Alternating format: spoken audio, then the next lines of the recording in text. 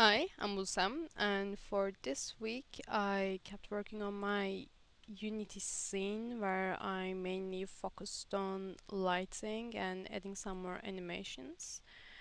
Before I start, let me show you the scene. As you can already tell, since last week the lighting has been adjusted more, and you can see that Ron is now following Harmony and now she has more movement, and then there's a dolly track following the feather.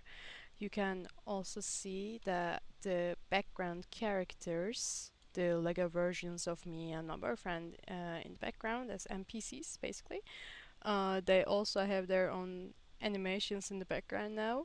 I tried not to make it too obvious since they're just background characters and shouldn't take away from the main characters, but now they're also watching the feather, so they're interacting more with the scene. Apart from that, as you can see, there's a Dolly camera here. The settings for the Dolly camera are here in the Dolly spline. I basically just made a path for the camera to go upwards, and you can see it here on the position. It starts from here and then goes over from here up to the ceiling before the walls end. And I basically just added this camera to my timeline, and yeah, it goes on the direction, and I basically animated it with the normalized settings, so it goes from 0 to 1, which I recorded on the timeline itself. So it started from 0, I started recording, and then it went to 1 where it follows the feather basically. I animated the feather movements separately on the track using keyframes.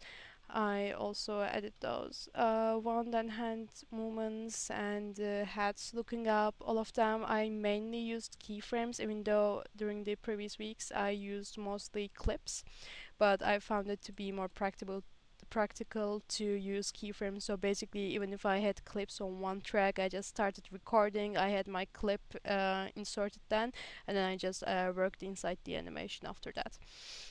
So that's basically what I did for the animations. And for the lighting, now I have added. I already had the spotlights for the torches, but they're more ambience rather than main lighting. Apart from that, I added those windows. They are rather frosty, a little bit kind of like dirty, a little bit gray, because in the actual Harry Potter scene, the windows are tinted like this. So yeah, in all of the windows now they're just not empty looking at the skybox. There are glasses there. Apart from that, I added some black material where some holes on the props would be, so the sun doesn't shine through and bloom there. Anyways, after that, I added this directional light. As you can see, is coming from the left and illuminating the left side of the scene. Because in the actual Harry Potter scene, I saw that it was actually coming from the window, illuminating the left side, and the right side was kind of shadowy. Apart from that, I added a global volume to bloom the lights a little bit, add more atmosphere.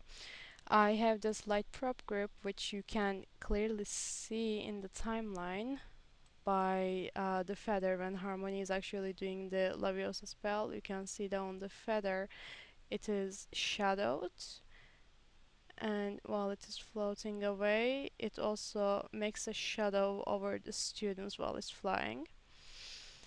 Um, I also have a reflection prop that I put on the wall because I realized that after I baked it, it was not getting enough exposure, so it was just like looking black. So I wanted it to be a little bit shiny. And if I turn off the directional light, you see they get no reflection, no shine. And global volume, it just makes it more atmospheric and lively. Light probe is mainly for the moving objects, and you can see that the rest of everything is basically just static.